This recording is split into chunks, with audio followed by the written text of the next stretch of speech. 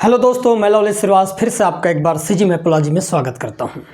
दोस्तों, आज हम देखने वाले हैं प्रयोगशाला छत्तीसगढ़ जो प्रयोगशाला परिचारक हैं उसके लिए कुछ एक्सपेक्टेड क्वेश्चन फिजिक्स से रिलेटेड है हमारे, है ना। इससे पहले भी हम बहुत सारे सवाल देख चुके हैं। आज की क्लास में हम देखेंगे कि कुछ मोस्ट इंपॉर्टेंट जो एग्जाम में पूछे जा सकते हैं। देखिएगा पहला सवाल, निम्नलिखित में से कौन सा कथन सत्य है बोला गया। हमारे पास 4 कथन दिए गए हैं, है ना। उनमें आपको बताना है कि कौन सा कथन यहाँ पर सत्य है। देखिएगा पहला, पदार्थ का प्रतिरोध तार की लंबाई के व्युत्क्रमानुपाती होता है। अब यहाँ पर रजिस्टेंस से संबंधित सवाल है। हमको पता है कि जो रजिस्टेंस होता है, जो रजिस्टेंस है, यदि मैं R की बात करूं तो R जो होता है वो समानुपाती होता है लंबाई के, और क्षेत्रफल के क्या होता है, व्युत्क्रमानुपाती होता है। इसका मतलब ये है कि यदि तार की लंबाई बढ़ते जाएगी तो प्रतिरोध भी बढ़ेगा, है ना। और तार की लंबाई यदि घटते जाएगी तो रजिस्टेंस भी क्या होगा, कम होते जाएगा। इसका मतलब ये है कि लंबी तार की लंबाई, लंबी जो तार होगी उसका प्रतिरोध अधिक होगा, और जितना छोटी तार होगी उसका प्रतिरोध उतना ही कम होगा। यदि हम उसके यहाँ पर क्षेत्रफल पर यदि थोड़ा सा कॉन्सेप्ट देखें तो यहाँ पर ये होगा कि जितना मोटा तार होगा, है ना, जितना मोटा तार होगा उतना ही उसका प्रतिरोध कम होगा, और जितना पतला तार होगा उतना ही उसका प्रतिरोध अधिक होगा। हमने क्या क्या देखा अभी तक कि भाई अधिक लंबाई की तार तो प्रतिरोध अधिक होगा, कम लंबाई की तार तो प्रतिरोध भी क्या हो जाएगा, कम। मोटा तार तो प्रतिरोध का मान कम, और पतला तार तो यहाँ पर प्रतिरोध का मान क्या हो जाएगा दोस्तों, ज़्यादा हो जाएगा। तो हमारे पास दिया गया कि प्रतिरोध जो है तार की लंबाई की भाई व्युत्क्रमानुपाती नहीं होता, है ना। क्या होता है, समानुपाती होता है। यदि तार की लंबाई बढ़ेगा तो रजिस्टेंस बढ़ेगा, और तार की लंबाई को यदि हम घटाएंगे तो रजिस्टेंस भी क्या होगा, अपने आप घटते जाएगा। तो यहाँ पर पहला जो कथन है दोस्तों ये हमारा क्या हो जाएगा, गलत हो जाएगा। यदि मैं दूसरे कथन की बात करूं कि भाई पदार्थ का प्रतिरोध तार की त्रिज्या के व्युत्क्रमानुपाती होता है बोला गया है। तार का जो रजिस्टेंस है वो त्रिज्या के व्युत्क्रमानुपाती। यदि मैं इसी को सॉल्व करना चाहूँ तो आप एक बार और ऐसे लिख सकते हैं, क्या, लंबाई और ए जो है आपके पास कटाक क्षेत्रफल है, तो हम इसको क्या आर की स्क्वायर के रूप में नहीं लिख सकते, लिख सकते हैं भाई। यदि हमारे पास ये कंडक्टर है तो कंडक्टर में हम क्या देखेंगे यहाँ पर कि भाई ये पूरे जो कटाक क्षेत्रफल है इसका अनुप्रस्थ, है ना, प्रतिच्छेद बोलते हैं इसको, कटाक क्षेत्रफल, इसका क्षेत्रफल क्या हो जाएगा, पाई आर का स्क्वायर। मतलब मैं टोटल ए को ही तो इंडिकेट कर रहा हूँ यहाँ पर, है ना। तो हम ये देखेंगे कि हमारा जो दूसरा ऑप्शन है ये क्या हो रहा है, राइट आंसर हो रहा है। क्या होता है, यहाँ पर अनुक्रमानुपाती दिया गया, ध्यान देना, है ना। तो अनुक्रमानुपाती नहीं है बल्कि क्या होता है, ये व्युत्क्रमानुपाती होता है। भाई त्रिज्या बढ़ेगा मतलब क्षेत्रफल बढ़ेगा, है ना। त्रिज्या बढ़ा, क्षेत्रफल बढ़ा तो रेजिस्टेंस क्या होगा, कम होगा। क्लियर है। यदि मैं ये कहूँ कि त्रिज्या घटेगा तो रेजिस्टेंस क्या होगा, बढ़ेगा। समझ रहे हो। तो यहाँ पर दूसरा ऑप्शन भी क्या हो जाएगा दोस्तों, गलत हो जाएगा। यदि मैं तीसरे ऑप्शन की बात करूँ कि पदार्थ का प्रतिरोध इसकी अनुप्रस्थ काट के क्षेत्रफल के अनुक्रमानुपाती होता है, क्या ए जो है आर के अनुक्रमानुपाती है, समानुपाती। अनुक्रमानुपाती मतलब क्या होता है, तो अनुक्रमानुपाती नहीं है बल्कि व्युत्क्रमानुपाती, इसलिए ये ऑप्शन भी क्या हो जाएगा दोस्तों यहाँ पर गलत। अब हमारे पास चौथा ऑप्शन है, पदार्थ का प्रतिरोध इसके लंबाई के अनुक्रमानुपाती है। बिल्कुल भाई, यदि लंबाई बढ़ेगा, अधिक लंबी तार, तो रजिस्टेंस का मान भी क्या हो जाएगा, यहाँ पर बढ़ेगा। तो हमारा राइट आंसर क्या हो जाएगा दोस्तों, ऑप्शन नंबर डी जो होगा यहाँ पर हमारा क्या हो जाएगा, करेक्ट आंसर हो जाएगा। क्लियर है। देखते हैं नेक्स्ट सवाल। देखिएगा, समान लंबाई और मोटाई के 3 तारों ए, बी और सी के प्रतिरोध क्रमशः दिया गया है 1 ओम, 0.5 ओम और 0.25 ओम है। उनकी प्रतिरोधकताएं क्या है, ये पूछा गया है। अब प्रतिरोधकताओं का अनुपात बताना है तो हमको पता है कि जो रजिस्टेंस जो होता है ना, यदि मैं रजिस्टेंस की बात करूं तो रजिस्टेंस समानुपाती होता है पी एल अपान ए के, है ना। यहाँ पर ये क्या है, आपके पास प्रतिरोधकता है ना, प्रतिरोधकता। तो यहाँ पर हम एक चीज़ देख चुके कि भाई प्रतिरोधकता जो होता है वो रजिस्टेंस के क्या होता है, सेम अनुपात में बढ़ता और घटता है। यदि मैं प्रतिरोधकता को बढ़ाऊंगा तो रजिस्टेंस भी आपको क्या होगा, ऑटोमेटिक बढ़ते जाएगा। क्लियर है। तो हम ये देखें कि प्रतिरोध और प्रतिरोधकता एक दूसरे के अनुक्रमानुपाती होता है। रजिस्टेंस बढ़ने पर प्रतिरोधकता भी बढ़ेगा, और रजिस्टेंस घटने पर प्रतिरोधकता का मान भी क्या होगा, यहाँ पर कम होते जाएगा। अब यहाँ पर दिया गया है 1, 5, 0.5 और यहाँ पर 0.25। यहाँ पर हमने क्या किया, इसको सॉल्व करने के लिए, अब भाई 0.25 कहीं पर पॉइंट ना बचे, इसलिए मैंने क्या किया, सभी में 100 का गुणा कर। यदि 100 का गुणा कर देता हूँ तो ये कितना बन जाएगा, 25 बन जाएगा।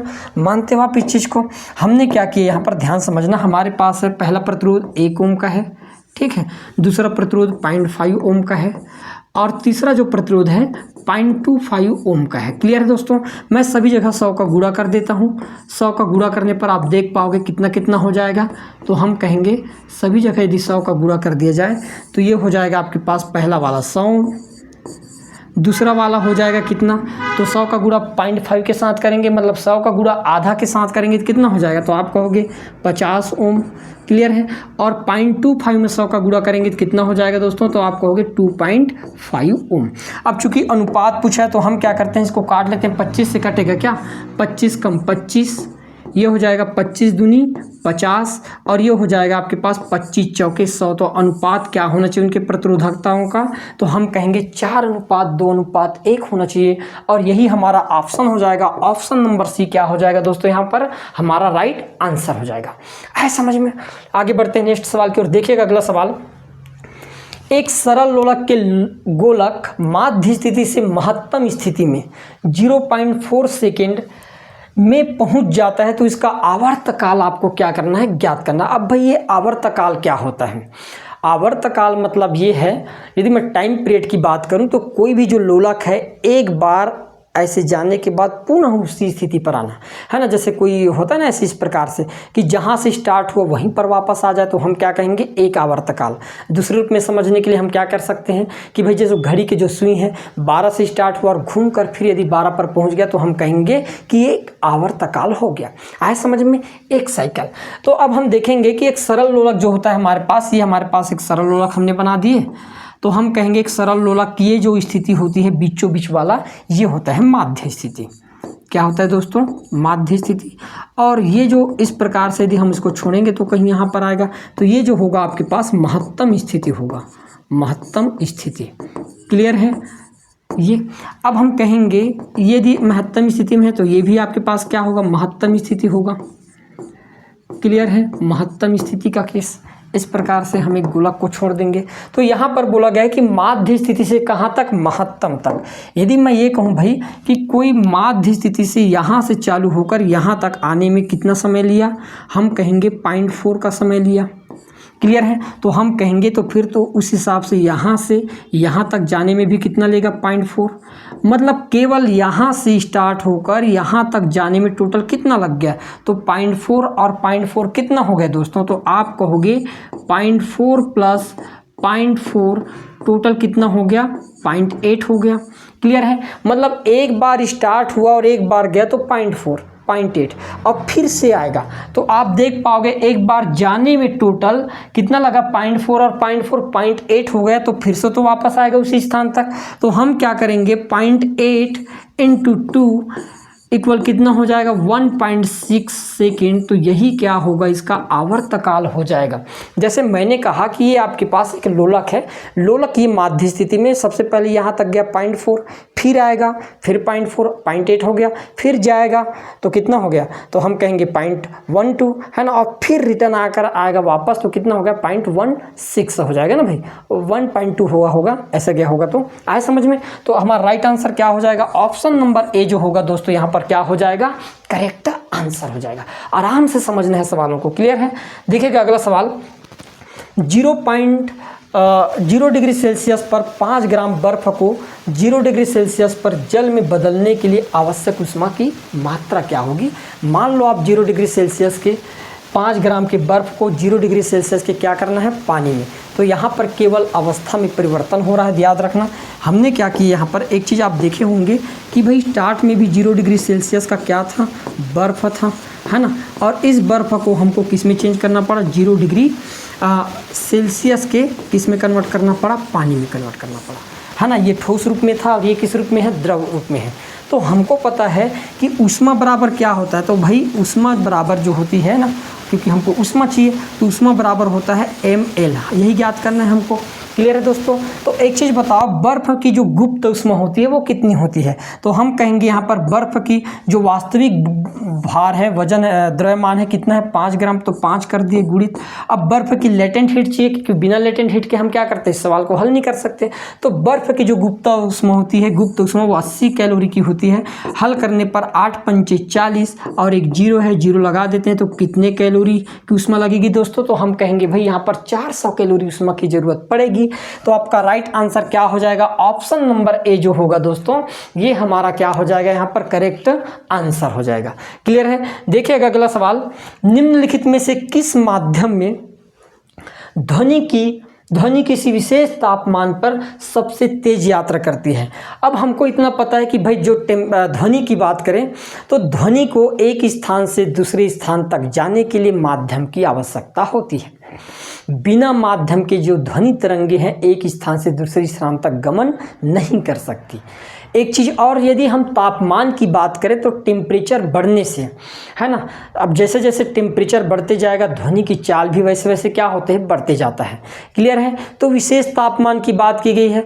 और यदि हम देखें कि ध्वनि की चाल डिपेंड करता है किस पर, तो आप एक चीज़ और नोट करना कि जो ध्वनि की जो चाल है वो डिपेंड करता है प्रत्यास्थता पर। प्रत्यास्थता बढ़ने से ध्वनि की चाल क्या होती है, बढ़ जाती है। यदि मैं पानी की बात करूं तो पानी में ध्वनि की चाल लगभग कितनी होती है, 1500 मीटर पर सेकंड की होती है ना। पानी में ध्वनि कितने मीटर की स्पीड से चल सकती है, 1500। वायु की बात करें तो एनटीपी पर यदि हम देखें, एनटीपी का मतलब क्या होता है दोस्तों, नॉर्मल टेम्परेचर एंड प्रेशर, मतलब सामान्य ताप और दाब की स्थिति। यदि सामान्य ताप रहा, दाब और ताप ये सभी अनुकूल स्थिति में है तो उस केस में ध्वनि की चाल आपको याद रखना होगा 332 मीटर पर सेकंड की होती है। क्लियर है। कांच की वैसे इसमें चूँकि ज़्यादा होगा, ठोस के कैटेगरी में आता है। लोहा की बात करें तो लोहा में जैसे मैं यहाँ पर जिक्र कर रहा हूँ स्टील की, है ना, याद रखना स्टील में स्टील की प्रत्यास्थता सबसे ज़्यादा होती है, इसलिए इसमें ध्वनि की चाल 5000 मीटर पर सेकंड की होती है, याद रखना, है ना। तो सबसे ज़्यादा स्पीड किस में होती है, तो याद रखना ध्वनि की चाल सबसे ज़्यादा किसी माध्यम में गमन कर सकती है तो वो ठोसों में, और ठोस में भी किस में, स्टील में। यदि यहाँ पर सवाल कई बार बनाता है कि भाई ध्वनि के चाल का क्रम क्या होता है, तो आपको पता होना चाहिए कि ध्वनि सबसे ज़्यादा ठोस में गमन करती है, उसके बाद आपको पता होना चाहिए द्रव में, और सबसे कम यदि उसकी चाल होती है तो किस में होती है दोस्तों, हवा में। तो ये होती है ध्वनि के चाल के चलने के क्रम, उनके स्पीड के अकॉर्डिंग, है ना। चूंकि लोहा की प्रत्यास्थता कांच से ज़्यादा होती है, इसलिए हमारा यहाँ पर राइट आंसर क्या हो जाएगा दोस्तों, ऑप्शन नंबर डी, कि भाई लोहा में ध्वनि की चाल यदि एक सामान्य तापमान विशेष तापमान पर इसकी चाल इस पे क्या होगी, अधिक होगी। क्लियर है। देखिएगा अगला सवाल, एक गोली दर्पण द्वारा उत्पन्न आवर्धन निम्नलिखित में से किसके बराबर होता है। आवर्धन मतलब क्या होगा यहाँ पर कि भाई जो हमारा जो वास्तविक प्रतिबिंब है, यदि हम इसे किसी गोली दर्पण में देखें तो उस गोली दर्पण में हमारा जो प्रतिबिंब जो आ रहा है उभर कर, वो वस्तु से बड़ा है, छोटा है या वस्तु के बराबर है ना। इसके हिसाब से हम उसके आवर्धन को डिजाइन करते हैं। मान लो किसी व्यक्ति या किसी वस्तु का प्रतिबिंब किसी गोली दर्पण में, है ना, वास्तविक ऊंचाई से, वास्तविक लंबाई से जो भी उसके है उससे मान लो छोटा प्रतिबिंब प्राप्त होता है, तो वो होता है आपके पास, वहाँ पर जो आवर्धन होगा वो निगेटिव हो जाता है। वस्तु के बराबर यदि है ना, मान लो मेरा जो प्रतिबिंब है वो मेरे हाइट के बराबर है, तो वहाँ पर क्या होगा कि जो आवर्धन होगा वो 1 के बराबर होगा। और मान लो मेरा प्रतिबिंब मेरे से यदि बड़ा है तो वहाँ पर आवर्धन होगा प्लस में। तो हम क्या करते हैं कि आवर्धन तो को निकालने का तरीका होता है कि भाई प्रतिबिंब की लंबाई को, जब वस्तु के लंबाई से, है ना, प्रतिबिंब की लंबाई को जब वस्तु की लंबाई से भाग दिया जाता है, वस्तु की लंबाई से, तो जो प्राप्त होता है ये क्या होता है दोस्तों, हमारा आवर्धन होता है। तो यहाँ पर राइट आंसर क्या हो जाएगा, ऑप्शन नंबर ए, प्रतिबिंब की लंबाई की ऊंचाई जो भी हो, बट वस्तु की ऊंचाई यहाँ पर लंबाई लिख दिया गया, मतलब एक ही है। क्लियर है। तो आपका राइट आंसर क्या हो जाएगा, ऑप्शन नंबर ए यहाँ पर क्या होगा, करेक्ट आंसर हो जाएगा। क्लियर है। देखिएगा अगला सवाल, किसी एल लंबाई के चालक को आयतन में बिना परिवर्तन किए, आयतन को चेंज नहीं करना है ना, आयतन सेम टू सेम रहना चाहिए, कर दिया जाए तो उसका प्रतिरोध आर हो जाएगा। अब कोई भी जो चालक तार होता है, आपको पता होना चाहिए चालक तार मतलब क्या होगा भाई, तो आप कहोगे चालक तार तो एक बेलनाकार होता है और आयतन में कोई परिवर्तन तभी नहीं हो सकता, जैसे मैंने बताया कि भाई यदि मैं कहूँ कि भाई प्रतिरोध, तो प्रतिरोध यहाँ पर क्या हो जाएगा, आर बराबर क्या होता है, तो आपको पता होना चाहिए एल बाई, मैंने लिख दिया ए। क्लियर है। यही होगा भाई कि भाई रेजिस्टेंस जो होता है वो लंबाई के तो समानुपाती होता है, लेकिन उसके क्षेत्रफल के क्या होगा, व्युत्क्रमानुपाती होगा। अब इसी को हमने क्या किए, ध्यान समझना। अब हमने जो लंबाई पहले एल था इसको मैंने कितना कर दिया 3L, पहले का 3 गुना कर दिया। तो यहाँ पर एल है तो अब लंबाई को मैं कितना कर दिया 3L। और मुझे बोला गया कि आयतन में कोई चेंजेस नहीं होना चाहिए। आयतन बराबर क्या होता है तो आपको पता होना चाहिए कि भाई आयतन बराबर हमको पता है लंबाई गुणित चौड़ाई गुणित क्या होता है ऊंचाई। क्लियर है। यदि मैं क्षेत्रफल की बात करूं तो लंबाई और चौड़ाई को मैं क्षेत्रफल बोल सकता हूं, मानते हो आप। ये हमारे पास क्षेत्रफल गुणित या ऊंचाई को मैं लंबाई भी कहूं तो कोई दिक्कत नहीं है। तो आप एक चीज़ देखोगे कि लंबाई इन दोनों का जो गुणा होगा यही क्या होगा आयतन होगा। अब यहाँ पर देखेंगे कि भाई पहले इसका आयतन कितना था तो हम कहेंगे आयतन बराबर, यदि मैं देखूँ तो A गुणित L कितना था पहले आयतन, तो हम कहेंगे L के बराबर था। मानते हो। अभी भी नए कॉन्सेप्ट में L के बराबर होना चाहिए और L के बराबर तभी होगा क्योंकि यदि A है इंटू 3L हो गया तो यहाँ पर मुझे कितना करना पड़ेगा 3 करना पड़ेगा। तब आप देखोगे कि 3 से 3 कैंसिल हो जाएगा और ये फिर से कितना हो जाएगा L हो जाएगा। मानते हो दोस्तों। तो यहाँ पर हमने क्या किए, इसके जो एरिया है एरिया को हमने क्या कर दिए 1/3 कर दिए, तब जाके इसका आयतन क्या हो जाएगा दोनों केस में इक्वल हो जाएगा। अब हम देखेंगे जब इसको सॉल्व करेंगे तो आप देख पाओगे यदि हम इसको सॉल्व करेंगे तो ये हो गया 3L बटे A इंटू ये जो 3 है ऊपर चले जाएगा तो 3 तो गुणा करने पर कितना हो गया 9L अपान A। पहले इसका लंबाई L के रूप में था, या मैं कहूँ कि पहले इसका जो रजिस्टेंस मान ले 1 था तो अब इसका रजिस्टेंस कितने हो गया, तो हम कहेंगे अब रजिस्टेंस पहले का 9 गुना हो गया। तो हमारा राइट आंसर क्या होगा दोस्तों, यहाँ पर ऑप्शन नंबर डी 9 गुना हो जाएगा और यही हमारा क्या होगा यहाँ पर करेक्ट आंसर हो जाएगा। आए समझ में। आगे बढ़ते हैं नेक्स्ट सवाल की ओर। देखिएगा अगला सवाल, प्रतिरोध 0.2 ओम है। अच्छा यहाँ से देखना क्या, L लंबाई और A अनुप्रस्थ काट के क्षेत्रफल वाले एक तार का प्रतिरोध 0.2 ओम है। क्लियर है। समान पदार्थ से निर्मित किंतु 2L लंबाई और 4A अनुप्रस्थ काट के क्षेत्रफल वाले तार का प्रतिरोध होगा बोला गया है। अब फिर से यहाँ पर रजिस्टेंस से सवाल आ गया तो आपको कुछ करने की ज़रूरत नहीं है भाई। रजिस्टेंस R समानुपाती क्या होता है L/A, आपको पता ही है पहले केस में है। सेकेंड केस की बात करूँ यहीं पर तो हमको एक चीज़ मिल गया कि R समानुपाती हो जाएगा। अब पहले इसका क्या था भाई लंबाई L था और अनुप्रस्थ क्षेत्रफल कितना था तो A था, लेकिन नए केस में क्या हुआ कि अब लंबाई 2L हो गया है। मतलब मैं लिख सकता हूँ क्या 2L अपान अनुप्रस्थ क्षेत्रफल कितना हो गया, तो हम कहेंगे भाई 4A के बराबर हो गया। यदि मैं इसको सॉल्व करूँ तो आप देख पाओगे कि R समानुपाती 2 एकम 2 और 2 दूनी 4 कितना हो जाएगा, तो हम कहेंगे L/2A के बराबर हो गया। क्लियर है दोस्तों, यहाँ पर आए समझ में। अब आप एक चीज़ बताओ मुझे, यदि मैं ये कहूँ कि भाई पहले वाले से अब इसका रजिस्टेंस क्या होगा, तो हम कहेंगे समानुपाती है। R का मान यहाँ पर दे रखा है, R का मान कितना दे रखा है दोस्तों, यहाँ पर 0.2 ओम दे रखा है। तो नए केस में क्या होगा यहाँ पर, तो R का मान बटे 2 हो जाएगा, R/2 है यहाँ पर। तो हम देखेंगे 0.2 डिवाइड बाई 2, तो जो नया रजिस्टेंस आएगा वो 0.1 ओम का हो जाएगा और यही हमारा क्या होगा दोस्तों, यहाँ पर राइट आंसर हो जाएगा। ऑप्शन नंबर बी जो होगा ये क्या होगा हमारे लिए करेक्ट आंसर हो जाएगा। क्लियर है। आगे बढ़ते हैं। देखिएगा अगला सवाल, पी प्रकार का अर्धचालक प्राप्त करने हेतु। अब हमको पता ही है आपके पास किसका है, डिजिटल इलेक्ट्रॉनिक्स है ना, इलेक्ट्रॉनिक्स का सवाल है। तो हमको दिया गया है 5 संयोजकता वाले अशुद्धता को मिलाया जाता है, 3 संयोजकता वाली अशुद्धता, या दोनों प्रकार की होगी कि इनमें से कोई नहीं। कोई भी जो सेमीकंडक्टर होता है ना, एक होता है सेमीकंडक्टर 2 प्रकार के होता है, एक को हम बोलते हैं इंट्रिंसिक और एक होता है एक्सट्रिंसिक सेमीकंडक्टर। इंट्रिंसिक सेमीकंडक्टर मतलब क्या होता है कि वो शुद्ध सेमीकंडक्टर होता है ना, शुद्ध सेमीकंडक्टर होता है और उसकी चालकता को बढ़ाने के लिए क्या होता है, शुद्ध सेमीकंडक्टर की चालकता का लेवल कम होता है। क्लियर है। तो हम क्या करते हैं उसमें अशुद्धि मिलाते हैं और अशुद्धि मिलाने की प्रक्रिया को क्या बोला जाता है, डोपिंग बोला जाता है, याद रखना है ना। किसी भी शुद्ध सेमीकंडक्टर में अशुद्धि मिलाने की जो प्रक्रिया होती है उसको डोपिंग कहते हैं। क्लियर है। तो शुद्ध सेमीकंडक्टर में यदि हम थोड़ा भी यदि हम अशुद्धि मिला दें तो उसकी प्रतिरोध उसकी जो चालकता होती है वो बढ़ जाती है और यही एक्सट्रिंसिक सेमीकंडक्टर कहलाते हैं। और इस आधार पर एक्सट्रिंसिक सेमीकंडक्टर 2 टाइप के होते हैं, एक होता है आपके पास एन टाइप के सेमीकंडक्टर। क्लियर है। एक हो जाता है एन टाइप सेमीकंडक्टर और एक होता है हमारे पास पी टाइप सेमीकंडक्टर। क्लियर है। अब एन टाइप जो सेमीकंडक्टर होते हैं इनके संयोजकता का लेवल की यदि हम बात करें तो एन टाइप जो सेमीकंडक्टर होते हैं ठीक है। एन टाइप सेमीकंडक्टर ऐसे बना दिया हूँ मैं। ये पंच संयोजी होते हैं, याद रखना है। क्या होते हैं? पंच संयोजी होते हैं, है ना। ये क्या होते हैं? पंच संयोजी होते हैं। इस प्रकार से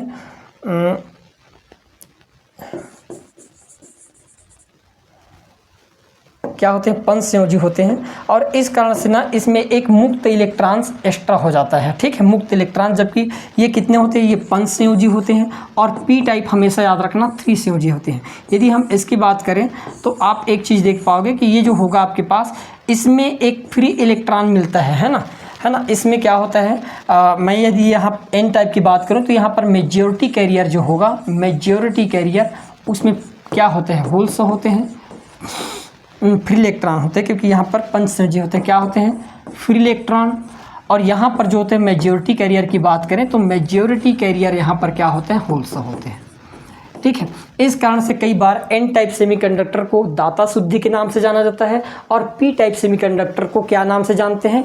ग्राही अशुद्धि के नाम से जानते हैं। तो यहाँ पर बोला गया है कि भाई पी टाइप सेमीकंडक्टर तो ये होता है 3 सहसंयोजकता वाली अशुद्धता को मिलाने से बनता है। तो हमारा राइट आंसर क्या हो जाएगा दोस्तों?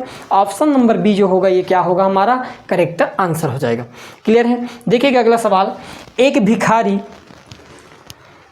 ने सर्द रात में खुद को अखबार की कुछ परतों में लपेट लिया, इससे उन्हें खुद को गर्म रखने में मदद मिली। कई बार क्या होता है, आप देखे होंगे कि है ना, यदि हम छोटे से भी यदि पतले कपड़े या ब्लैंकेट को भी यदि अपने है ना ढक लेते हैं तो हमको गर्मी का एहसास होता है। ऐसा होने का कारण क्या होता है?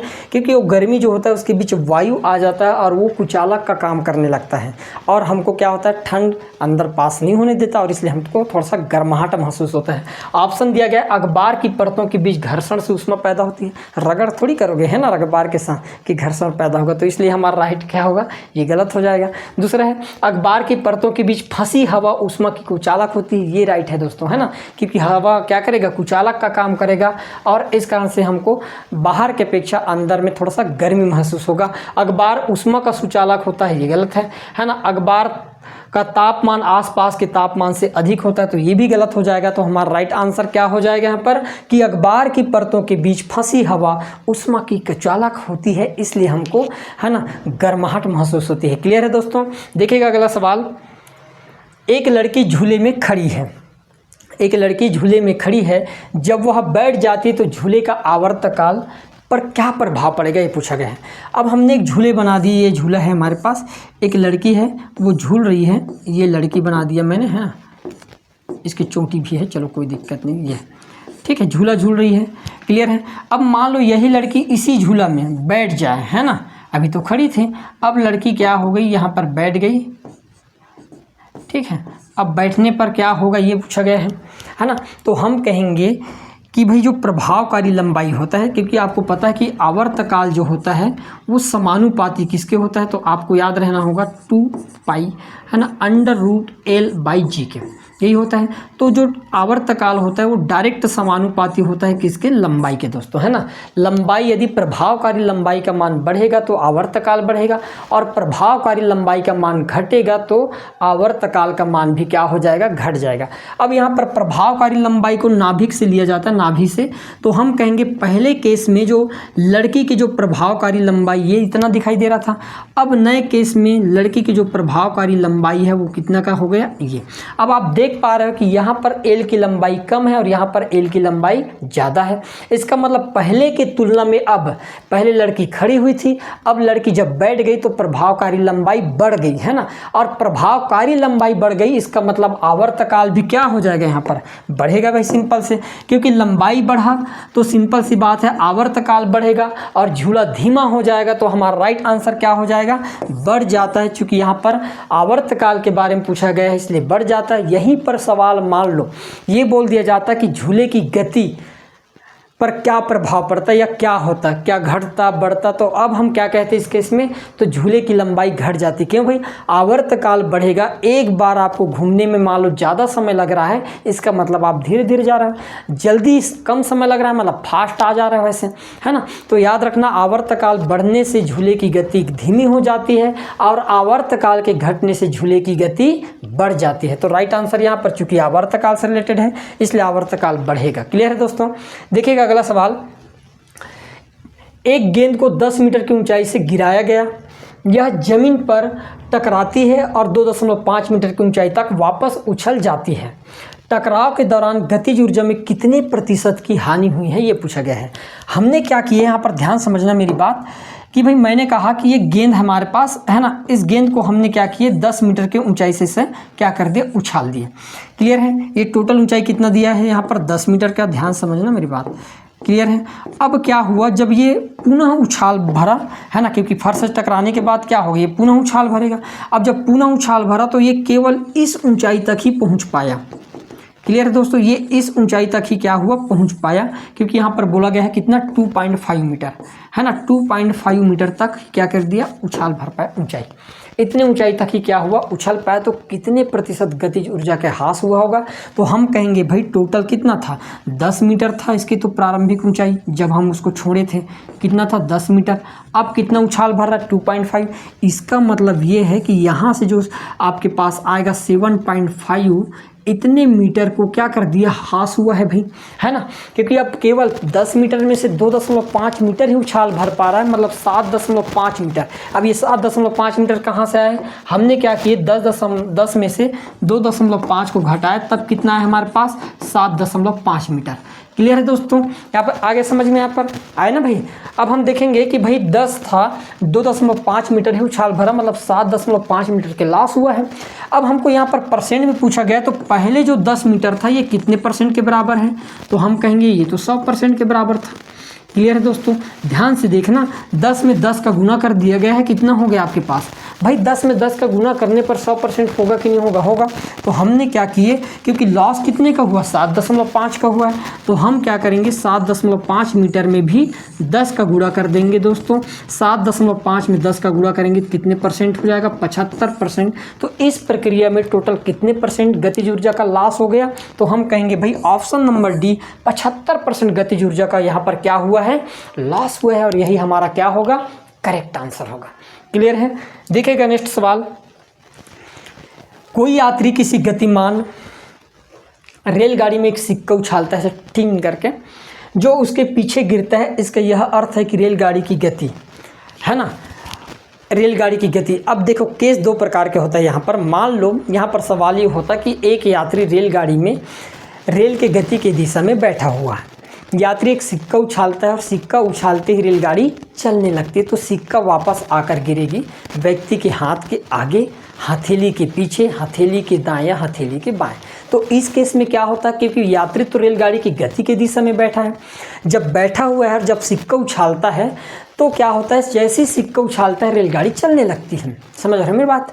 अब क्या होगा कि भाई व्यक्ति बैठा हुआ था, उछालते ही रेलगाड़ी चलने लगा, लेकिन यहाँ पर क्या हुआ कि सिक्का जो है वो तो विराम अवस्था से उछाल में गया था और उसके बाद ट्रेन चलना चालू हुआ जस्ट तुरंत ही। तो सिक्का क्या होगा, जिस स्थान पर उछाले थे उसी स्थान पर आप वापस आकर गिरेगा। क्योंकि आप गति में आ गए इसलिए आप थोड़ा आगे बढ़ जाओगे और सिक्का आपके हथेली के पीछे गिर जाता है। इस केस में क्या होगा कि यदि मान लो आप एक निश्चित गति से आप गति कर रहे हो, तो होगा क्या कि सिक्का भी आपके साथ गति में उछालते समय भी उसी केस में होगा। तो जैसे आप उछालोगे तो वहीं पर आप कर गिरेगा। तो यहाँ पर बोला गया कि उसके पीछे गिरता है। उसके पीछे गिरने का मतलब ये है कि ये एक व्यक्ति है ना, ये व्यक्ति का हाथ है, हाथ बना दिया हूँ, ये हाथ है, इसने सिक्का उछाला लेकिन सिक्का यहाँ पीछे आकर गिर रहा है, यहाँ कहीं गिर रहा है, यहाँ से उछाला था ऐसे, है ना। इसका मतलब ये है कि लगातार गति क्या हो रहा है, बढ़ रहा है। जैसे जैसे गति बढ़ रहा है इसी कारण से पीछे गिरा। यदि गति नहीं बढ़ता, सेम गति से चलता, तो वहीं वापस आकर गिरता, क्योंकि जो सिक्का था उछालते समय भी उसी त्वरित वेग में था, उसी वेग में था और उसी जगह पर गिरता। तो यहाँ पर ये हो रहा है कि भाई यदि पीछे गिर रहा है, यदि यहाँ तक जा रहा है, इसका मतलब व्यक्ति आगे बढ़ रहा है और एक निश्चित वेग से बढ़ रहा है। तो यहाँ पर क्या होगा, ये त्वरण को स्वैप कर रहा है। तो ये त्वरित है, एक समान है, अवमंदित है, वृत्ताकार पथ के अनुदिश है। यदि तो आपका राइट आंसर क्या हो जाएगा दोस्तों, त्वरित है। त्वरण का मतलब क्या होता है कि समय के साथ वेग में वृद्धि होना। लगातार यदि समय के साथ वेग बढ़ रहा है तो वो क्या होता है, त्वरित गति कहलाता है। मंदन के बारे में बताया था कि भाई समय के साथ यदि वेग लगातार घट रहा है, कम होते जा रहा है, तो मंदन। एक समान गति का मतलब क्या होता है कि भाई समान समय में समान दूरी हो रहा है ना, वो सेम स्पीड से चल रहा है, तो वो क्या हो जाएगा, एक समान वृत्तपथ के अनुदिश। तो ये तो कुछ होगा ही नहीं यहाँ पर।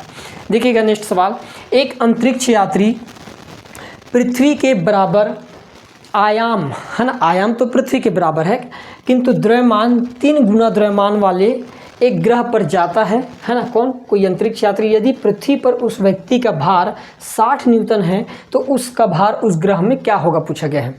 अब आपको पता होगा कि भाई भार बराबर क्या होता है, W बराबर आपको पता होगा mgh होता है ना।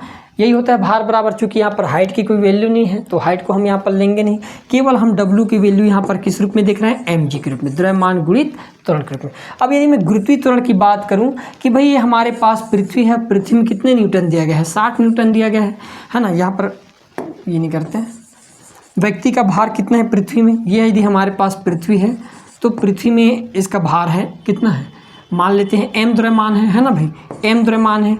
उस ग्रह में जिस ग्रह में व्यक्ति गए हैं तो यहाँ पर कितना है उसका भार, ग्रह का भार, पृथ्वी का भार m है तो उस ग्रह का भार कितना है, 3m दिया गया, ये दिया गया है। अब हमको यहाँ पर क्या निकालना है कि भाई वस्तु का भार क्या होगा, ये निकालना है।